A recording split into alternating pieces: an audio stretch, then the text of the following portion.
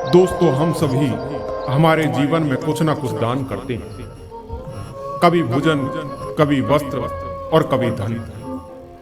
लेकिन क्या आपको पता है कि इस संसार का सबसे उत्तम और श्रेष्ठ दान क्या है, जिसका फल हमें अवश्य मिलता है?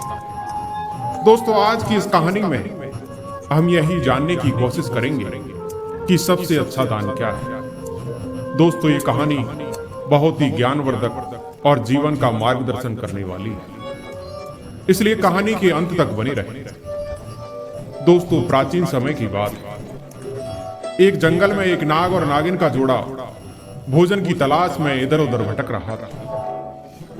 तभी नागिन की नजर एक बुजुर्ग किसान पर पड़ती है, जो एक पेड़ के नीचे बैठकर भोजन करने जा रहा था। तभी वहां एक भूखा भिखारी आता है और उस बूढ़े किसान से भीख मांगने लगता है। उस बुजुर्ग किसान ने खुद भोजन न करके अपना खाना उस भूखे भिखारी को दे दिया। यह देख करके सर्प की पत्नी कहती है, स्वामी, किसान ने खुद भोजन न करके अपना भोजन उस भिखारी को क्यों दे दिया? तब सर्प कहता है कि प्रिय, प्रत्येक मनुष्य अपने जीवन में कुछ ना कुछ दान करता है। कोई भोजन का दान करता है, कोई वस्त्र का, तो कोई धन का दान करता है। लेकिन क्या तुम्हें पता है कि सबसे अच्छा और उत्तम दान कौन सा है? कौन सा दान करने से हमें सबसे बड़ा पुण्य मिल सकता है? इस पर वह नागिन कहती है कि नहीं, मैं यह नहीं जानती कि सबसे अच्छा और उत्तम दान कौन सा है। तब सर्प कहता है, देखो, इस विषय से संबंधित मैं तुम्हें एक कहानी सुनाता हूं। तुम ध्यानपूर्वक इस कहानी को सुनो, तुम्हें खुद पता चल जाएगा कि सबसे अच्छा दान क्या है और इसका महत्व कितना बड़ा है। सर्प अपनी कहानी सुनाना शुरू करता है और कहता है, प्रिय, शांतिपुर नाम का एक बहुत ही सुंदर राज्य था। इस राज्य में राजा चक्रधर का शासन था। राजा चक्रधर बहुत ही नेक दिल और अपनी प्रजा की भलाई करने वाला राजा था। राजा चक्रधर दान धर्म में बहुत आस्था रखता था और इसीलिए राजा चक्रधर हर रोज गरीबों को कुछ ना कुछ दान किया करता था। इसी राज्य के एक छोटे से गांव में भोला नाम का एक गरीब व्यक्ति रहता था, जो जंगल में लकड़ी काटकर अपना जीवन यापन करता था। वह अपनी पत्नी के साथ साधारण जीवन जी रहा था। जलाऊ लकड़ी से होने वाली आमदनी उसके लिए पर्याप्त नहीं थी। कम आमदनी के कारण हमेशा उसके परिवार में भोजन और कपड़ों की कमी बनी रहती थी। एक दिन गुस्से में भोला की पत्नी उससे कहती है कि देखो, कितने दिनों तक यह सिलसिला चलता रहेगा। ना कोई त्योहार होता है, ना कोई खुशी। क्यों ना इस लकड़ी काटने के काम को छोड़कर तुम शहर जाकर कोई और काम ढूंढ लो। क्या हम यूं ही कठिनाइयों और गरीबों में जीवन बिताएंगे? उसकी पत्नी की बातें सुनकर भोला ने उससे कहा कि देखो, मैं हमेशा तुम्हारी बात मानता हूं, लेकिन मैंने पहले भी कहा है कि मैं यह गांव नहीं छोड़ सकता, क्योंकि शहर में यहां के जैसी शांति नहीं मिलेगी। और हां, मैं नहीं चाहता कि यह विषय हमारे बीच दोबारा आए। उसकी पत्नी ने कहा, ठीक है, जैसा तुम्हें सही लगे। खाना तैयार है, खाकर लकड़ी काटने चले जाओ। आगे सर्प कहता है कि वह व्यक्ति भोजन करने के बाद लकड़ी काटने के लिए जंगल की ओर निकल पड़ता है। चलते चलते वह काफी दूर पहुंच गया। वह सोचने लगा कि आज तो बहुत दूर आ गया, मुझे एक बड़ा पेड़ चाहिए जिससे आज अच्छी आमदनी हो जाए। लेकिन ऐसा कोई बड़ा वृक्ष नजर नहीं आ रहा। वहां एक पेड़ है, पर छोटा है। चलो आज के लिए इसी से काम चला लेता हूं। लकड़ी काटकर भोला अपने सिर पर जलाऊ लकड़ी का गट्ठर रखकर उसे बेचने के लिए नगर की ओर निकल पड़ता है।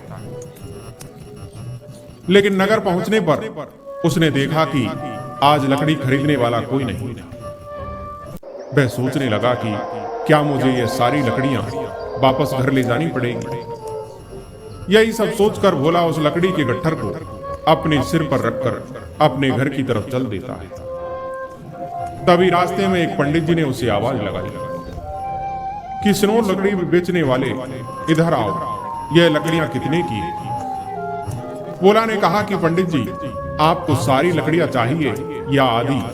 अगर सारी चाहिए तो कम दाम में दे दूंगा। पंडित जी ने कहा कि मुझे सारी लकड़ियां चाहिए, लेकिन तुम्हारे द्वारा बताए गए दाम में नहीं, मैं सिर्फ अपने दाम पर ले सकता हूं।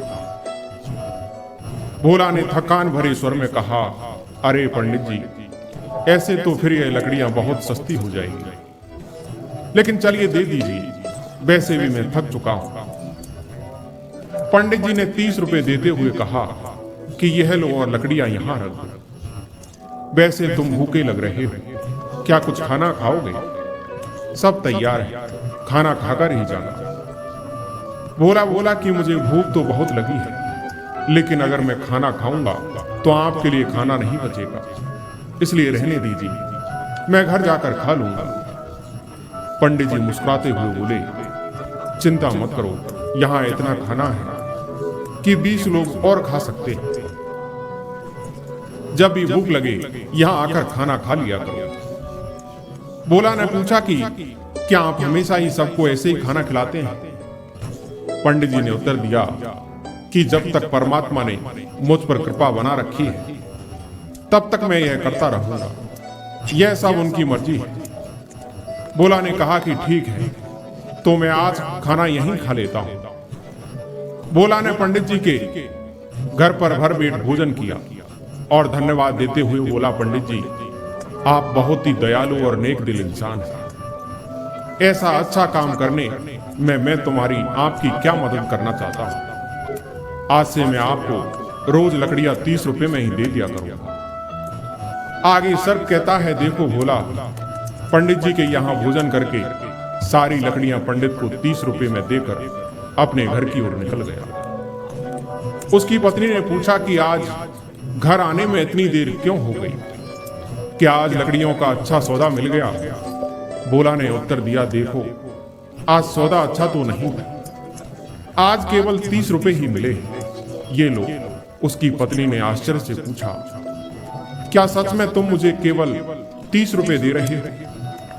मैंने सोचा था कि आज शायद दुगना कमा कर लाओगे, लेकिन तुमने तो आधे ही दिए हैं। इतनी देर तक तुम कहां थे, क्या कर रहे थे? भोला ने कहा कि देखो, मैं लकड़ियां बेचने गया था, लेकिन खरीदने वाला कोई नहीं मिला। फिर पास के नगर में एक पंडित के घर चला गया।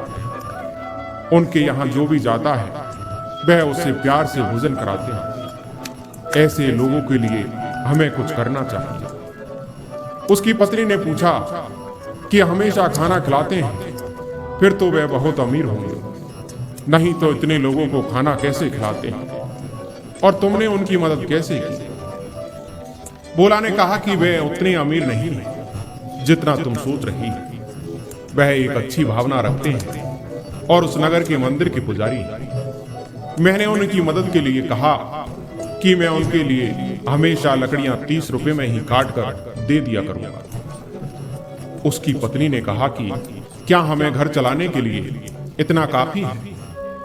अगर तुम 2 गट्ठर लकड़ी नहीं काट सके तो बताओ, हर दिन 30 रुपए में घर कैसे चलेगा? भोला ने उत्तर दिया कि देखो, मैं कोशिश करूंगा और आगे जो भगवान की इच्छा होगी वही होगा।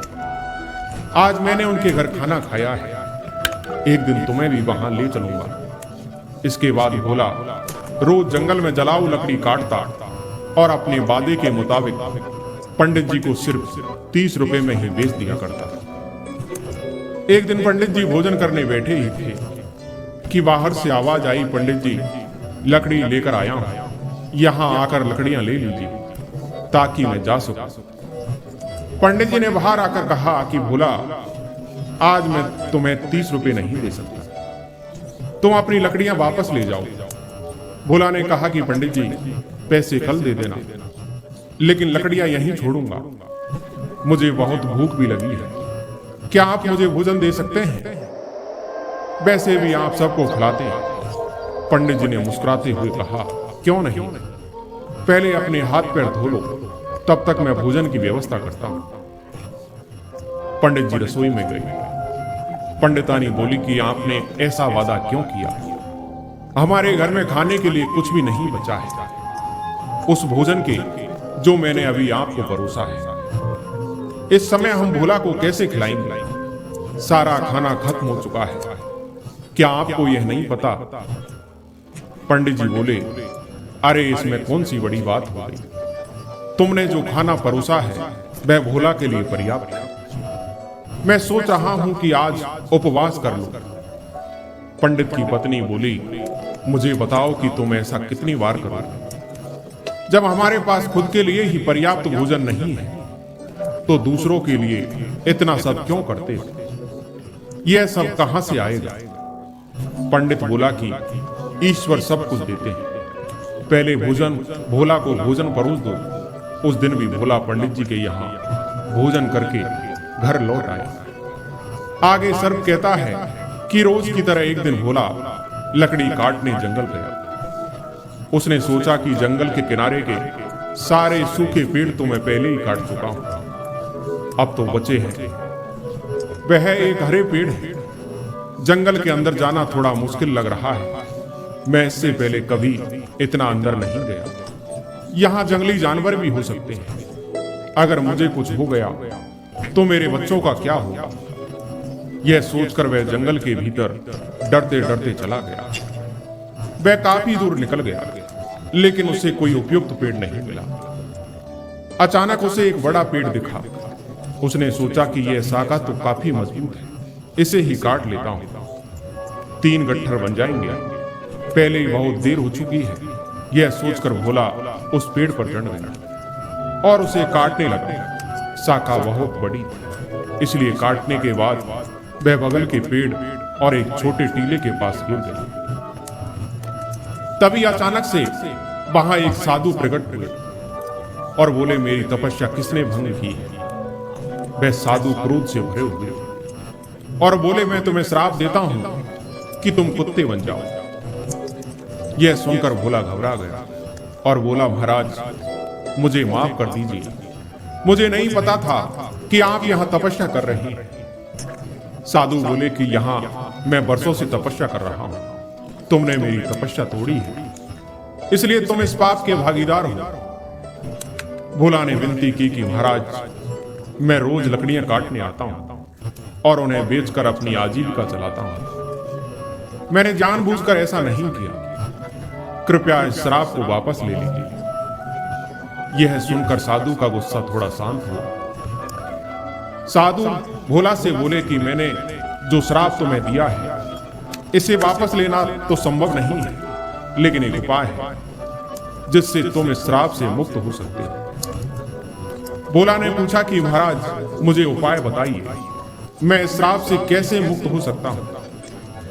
साधु बोले कि तुम ऐसे 2 लोगों को ढूंढो जो सबसे अच्छा दान करते हैं। उनके भोजन के बाद बचा हुआ एक भी दाना खा लेने से तुम्हारे श्राप का असर धीरे धीरे समाप्त होने लगेगा, और जब तुम पूरी तरह सफेद हो जाओगे तब इस श्राप से मुक्त हो जाओगे।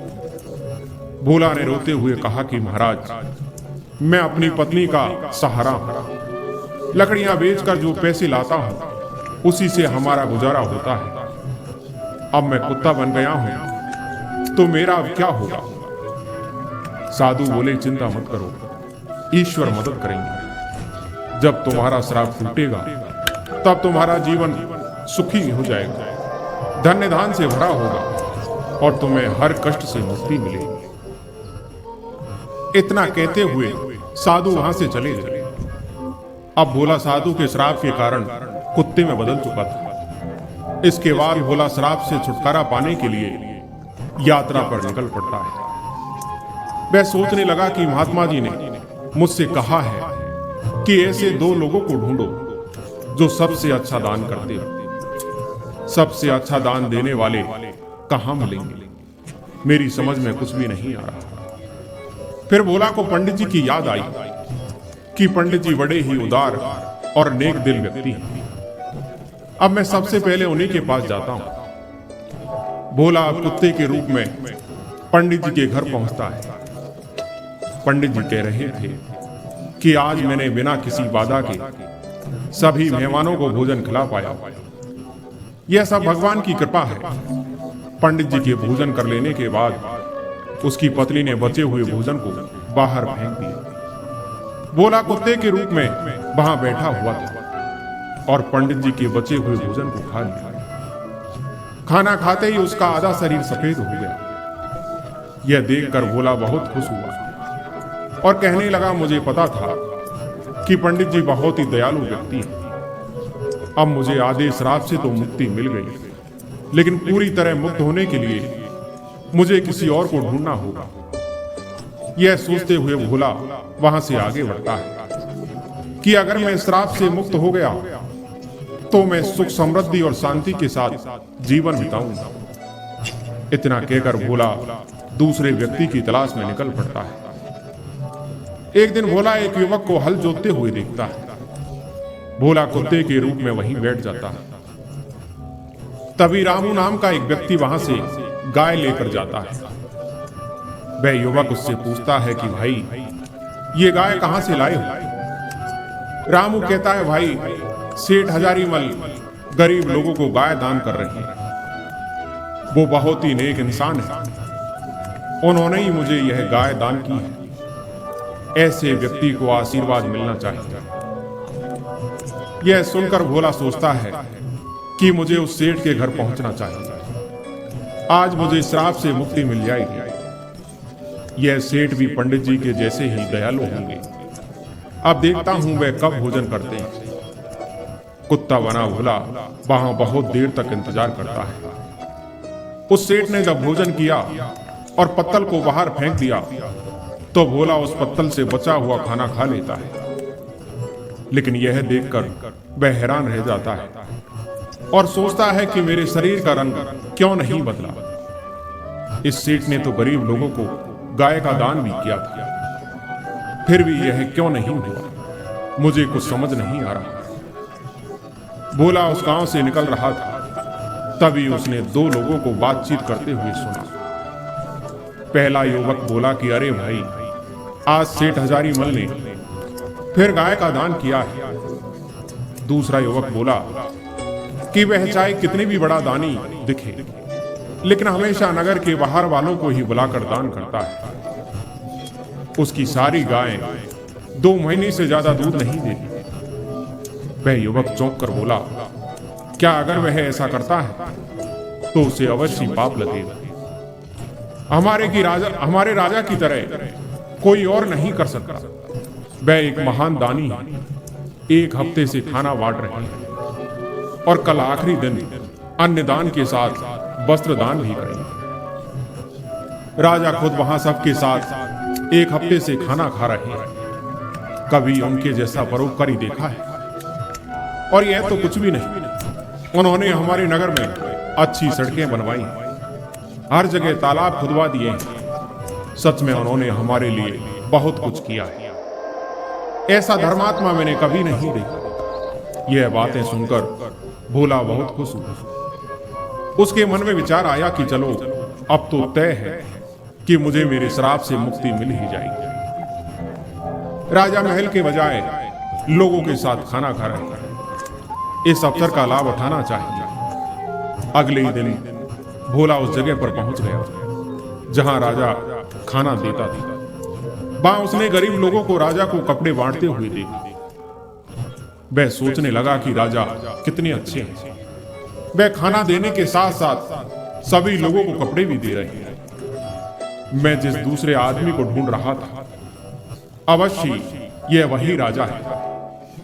राजा के खाने तक इंतजार करना होगा। कुछ देर बाद राजा के खाने के बाद सैनिक उस पत्तल को बाहर फेंक देते हैं जिसमें राजा ने खाना खाया था। यह देखकर भोला वहां जाता है और उस पत्तल से राजा का झूठन खाता है। लेकिन राजा का झूठन खाने के बावजूद भी वह श्राप से मुक्ति नहीं। वह सोचता है अरे यह क्या, इतने महान दानी राजा का भोजन करने के बाद भी मेरा रंग नहीं बदला। यह श्राप तो पूरी दूसरी तरह का लग रहा है। मुझे तुरंत उन महात्मा जी के पास जाना चाहिए जिसने मुझे यह श्राप दिया है। भोला उस स्थान पर पहुंचता है जहां महात्मा जी रहते थे। भोला महात्मा जी को प्रणाम करता है। महात्मा जी उसे निराश देखकर पूछते हैं, क्या हुआ भोला? मुझे ऐसा लगता है कि तुम्हें अभी तक केवल एक ही आदमी मिला है, क्योंकि तुम्हारा अभी केवल आधा रंग बदला है। क्या तुम्हें और कोई नहीं मिला? महात्मा जी की बात सुनकर भोला कहता है, मुझे तो शंका है महाराज, पंडित जी का खाना खाकर मैं आधा सफेद हो गया। इसके बाद मैंने उससे भी ज्यादा दान करते हुए लोगों को देखा। उन्होंने जो खाना खाया उसे खाने से कोई फायदा नहीं। इसके अलावा मैं शहर के राजा के पास गया। वह राजा बहुत बड़ा धर्मात्मा है। एक हफ्ते तक उन्होंने सबको खाना दिया, कपड़े भी दिए। इतने धर्मपरायण आदमी द्वारा खाया हुआ खाना खाने के बाद भी मैं श्राप से मुक्त नहीं हो पाया। इसमें कुछ रहस्य है महाराज, मुझे नहीं समझ आ रहा, आप ही बताइए।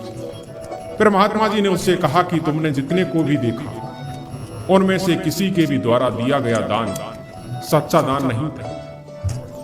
वह सेठ उन लोगों को ऐसी चीज दे रहा था जिसकी उन्हें जरूरत नहीं थी। अगर उससे उनकी जरूरत होती तो वे उन्हें दान ही नहीं करता। ऐसे ही राजा जो कुछ भी देता है उसे दान नहीं माना जाएगा, क्योंकि राजा खुद नहीं कमाता। वह तुम्हारे द्वारा दिए गए कर से जो धन इकट्ठा हुआ उस धन से उस राज्य के लोगों पर खर्च करता है।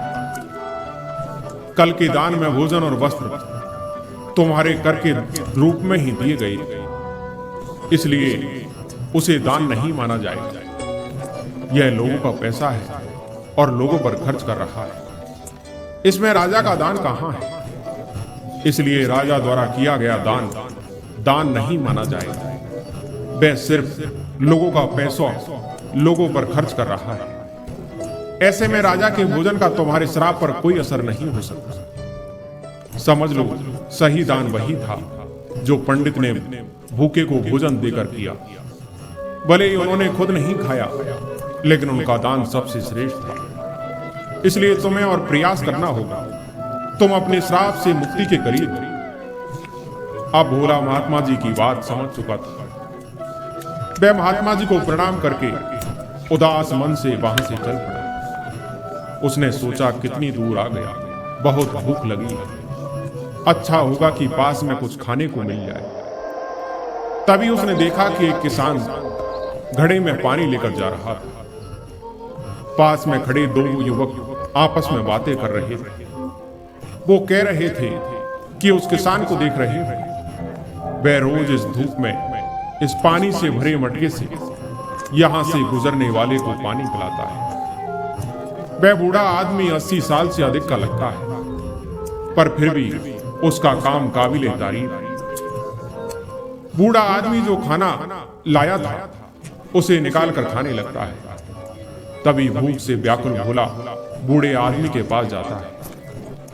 बूढ़ा आदमी अपने खाने में से कुछ लेता है और उस कुत्ते को देता है।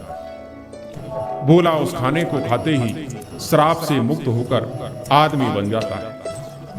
भोला ने बूढ़े आदमी को धन्यवाद दिया और वापस अपने घर लौट आया।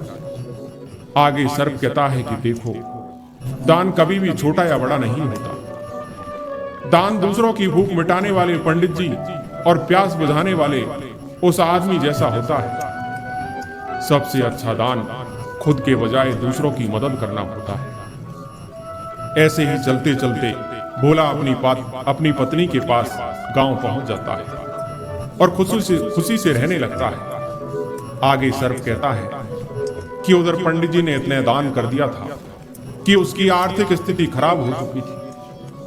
एक दिन उसकी पत्नी ने उससे कहा कि पास के नगर में एक राजा रहते हैं जो पुण्य को खरीद लेते हैं।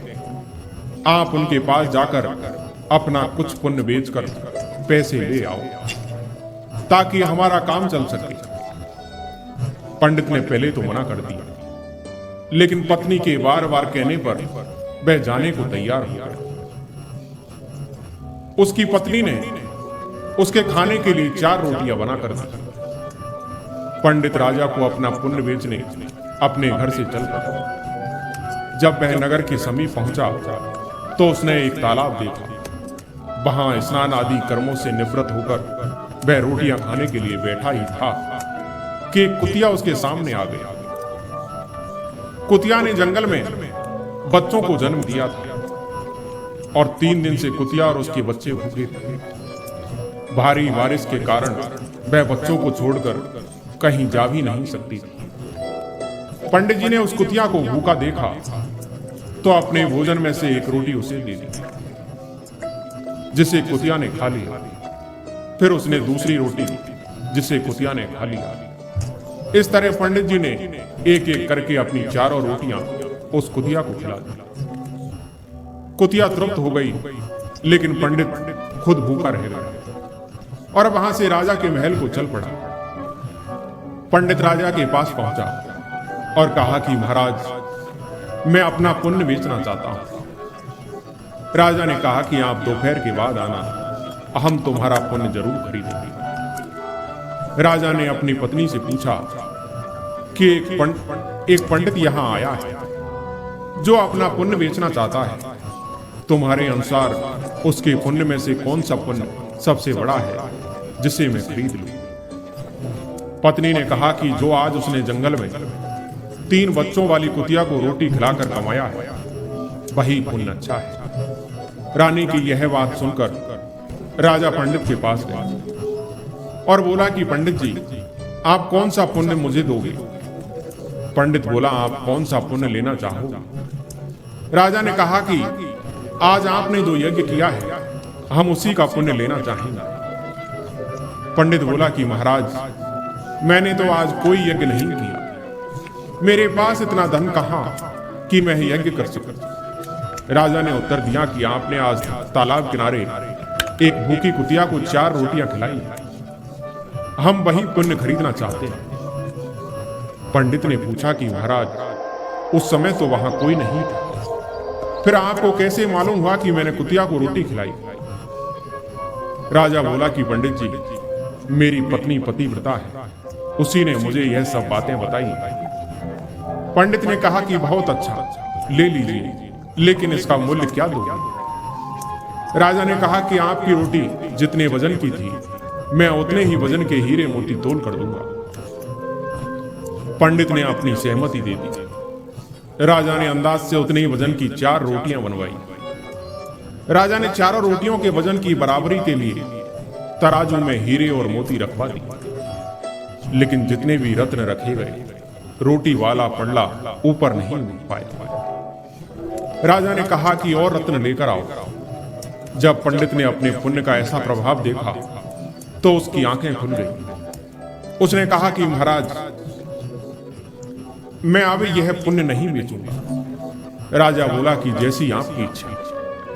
इतना कहकर पंडित जी राजमहल से अपने घर की ओर निकल पड़े। लौटते समय जहां उसने कुतिया को रोटियां खिलाई थी, वहां पहुंचकर वह एक पेड़ के नीचे बैठ गए और कुछ सोचने लगे। तभी वहां एक संत जी आए। जब उन्होंने पंडित को चिंतित देखा तो वह बोले, क्या बात है पुत्र, तुम बहुत चिंतित लग रहे हो। पंडित जी ने महात्मा को प्रणाम किया और सारी बात बताई। इस पर महात्मा जी बोले कि पुत्र, तुमने उचित किया। पुण्य का सौदा नहीं किया जाता, वह तो स्वयं फलदायी होता है। जो मनुष्य जैसा कर्म करेगा, समय आने पर उसका वैसा ही फल उसे प्राप्त होगा। महात्मा जी की बात सुनकर पंडित जी को कुछ शांति मिली और वह महात्मा जी से विदा लेकर अपने घर को जाने लगा। तभी महात्मा जी ने पंडित को एक पोटली देते हुए कहा कि इसे लेते जाओ, इसमें कुछ सूखे मेवे हैं। रात्रि के भोजन के उपरांत इनका सेवन करना तुम्हारा कल्याण होगा। पंडित जी ने पोटली ली और महात्मा जी को धन्यवाद देकर वह अपने घर की ओर चल दिए। घर पहुंचकर पंडित जी ने भोजन किया और टहलने के लिए घर के बाहर चले गए। जब पंडित की पत्नी की नजर मेज पर रखी पोटली पर पड़ी तो उसके मन में पोटली खोलने की उत्सुकता होने लगी। उसने मेज पर रखी हुई पोटली उठाई और उसे खोलकर देखने लगी। जब उसने पोटली खोली तो उसके आश्चर्य का ठिकाना नहीं रहा, क्योंकि उस पोटली में हीरे, पन्ने और माणिक चमक रहे थे। वह बेहद प्रसन्न हुई। थोड़ी देर बाद जब पंडित जी वापस आए तो उसकी पत्नी ने पूछा कि इतने सारे हीरे पन्ने कहां से ले आए। पंडित ने कहा कि क्यों मजाक कर रही है, सूखे मेवे तुम्हें हीरे मोती लग रहे हैं। पत्नी बोली कि मजाक नहीं कर रही, मैंने खुद पोटली खोलकर देखी है, उसमें तो बहुत सारे बेशकीमती हीरे पन्ने भरे पड़े। पंडित जी बोले कि मुझे लाकर दिखाओ। पत्नी ने पोटली को उसके सामने रख दिया। पंडित उन्हें देखकर चकित रह गया। पंडित समझ गया कि यह सब उस पन्ने का प्रभाव है जो उसने कुतिया को रोटियां खिलाने से प्राप्त किया था, और वह महात्मा कोई और नहीं, साक्षात परमात्मा था। फिर उसने अपनी यात्रा का सारा वृत्तांत अपनी पत्नी को सुनाया। उसने बताया कि किस प्रकार राजसी और तामसी दान का फल सीमित होता है। एक कुतिया के बच्चों को रोटियां देने के कारण यह चमत्कार हुआ है। यह सब भगवान की कृपा और दया का ही परिणाम है। आगे पंडित जी ने अपनी पत्नी से कहा कि यह भगवान का संदेश है कि जरूरतमंद की मदद करना सबसे बड़ा पुण्य है। जो व्यक्ति दुखियों और अभावग्रस्त लोगों की सहायता करता है उसे ईश्वर अनंत गुना फल प्रदान करते हैं। दोस्तों, इस समय समाज में कई लोग दान सिर्फ अपने मान सम्मान और प्रतिष्ठा के लिए करते हैं। दिखावे के दान से ना तो सच्चा पुण्य मिलता है और ना ही इसका कोई दीर्घकालीन प्रभाव होता है। दिखावे का दान कभी कभी व्यक्ति को अहंकार की ओर ले जाता है। दान हमेशा निस्वार्थ भाव से होना चाहिए। जैसे इस कहानी में पंडित जी ने अपनी भूख की परवाह किए बिना कुतिया और उसके बच्चों को 4 रोटियां दी। उसने सोचा भी नहीं था कि उसका यह छोटा सा त्याग इतना बड़ा फल दे। इसी तरह यह कथा हमें यह बताती है कि जरूरतमंद की सहायता करने का असली अवसर वही होता है जब वह वास्तव में संकट में हो, और उस समय आपका थोड़ा सा सहयोग भी अनमोल हो सकता है। यह न केवल जरूरतमंद व्यक्ति के जीवन को बदलता है, बल्कि देने वाले के जीवन में भी सकारात्मक परिवर्तन लाता है। जब कोई व्यक्ति त्याग की भावना से प्रेरित होकर दान करता है तो उसके अंदर से माया के मोह का अंत हो जाता है। यह त्याग मनुष्य को अहंकार से मुक्त करता है और उसे ईश्वर के समीप ले जाता है। दोस्तों, इस कहानी का यही संदेश है कि सच्चा पुण्य त्याग और निस्वार्थ सेवा में है। निस्वार्थ भाव से किया गया दान ही सच्चा और उत्तम दान है। हर मनुष्य को यह प्रयास करना चाहिए कि वे अपनी क्षमता के अनुसार दान, पुण्य और जरूरतमंदों की मदद करें। दोस्तों, कहते हैं कि कर्मों का फल समय आने पर अवश्य मिलता है, चाहे अच्छा हो या बुरा। इसलिए सदैव अच्छे कर्म करें। जो जैसा करता है उसे वैसा ही मिलता है। यही ईश्वर का न्याय है और कर्मों का सिद्धांत है। कर्म करते जाओ, फल की चिंता मत करो, क्योंकि हर बीज के अंकुरित होने का समय निश्चित होता है। कर्म की गिनती नहीं होती, उनकी गुणवत्ता मायने रखती है। अच्छे कर्म निश्चय अच्छे परिणाम लाते हैं। कर्म करने वाला व्यक्ति देर सवेर अपने ही कर्मों के जाल में फंस जाता है।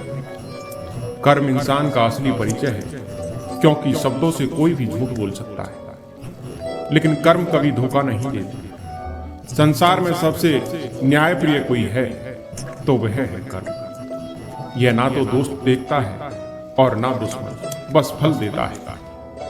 जीवन आपके कर्मों पर निर्भर करता है, इसलिए सदा अच्छे कर्म करें। कर्म का फल तात्कालिक ना भी मिले, परंतु समय आने पर यह 100 गुना होकर लौटता है। दोस्तों, आपके द्वारा किए गए कर्म एक बीज की तरह होते हैं। जो बोगे वही काटोगे। दोस्तों, किस्मत लेकर आना और कर्म लेकर जाना, बस इसी का नाम है जिंदगी। किस्मत भी उन्हीं का साथ देती है जिनके कर्म मजबूत होते हैं। ईश्वर भी कर्म करने वालों का साथ देता है, ना कि भाग्य के भरोसे बैठने वाले का। कर्म की गहराइयों में ही जीवन की सच्चाई छुपी होती है। कहते हैं कर्म तेरे अच्छे हैं तो किस्मत तेरी दासी है। जीवन मिलना भाग्य पर निर्भर है, मृत्यु होना समय पर निर्भर है, किंतु मृत्यु के बाद इंसानियत दिल में होती है, हैसियत में नहीं। ऊपर वाला कर्म देखता है, वसीयत नहीं। फिक्र मत करना तुम्हारे गुनाह को, तुम्हारे कर्म ढूंढ ही लेंगे।